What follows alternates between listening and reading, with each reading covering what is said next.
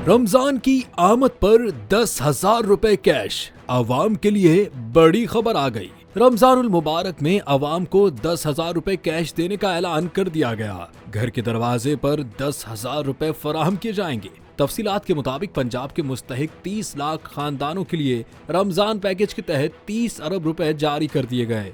Price control and commodities management Punjab की summary महकमा खजाना ने मंजूर कर ली है। मुस्तहिक लोगों को घर के दरवाजे पर 10,000 रुपए फराहम किए जाएंगे। दस्तावेज में कहा गया है कि 30 लाख खानदानों को फी किस्त 10,000 रुपए रमजान पैकेज दिया जाएगा।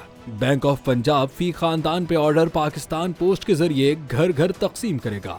दस्तावेज में कहना था कि पे ऑर्डर वसूल करने के बाद फी खानदान अपने बैंक में जमा करा के पैसे वसूल करेगा। फी खानदान बैंक अकाउंट न होने पर बैंक ऑफ पंजाब के सुपर एजेंट के पास जाना होगा।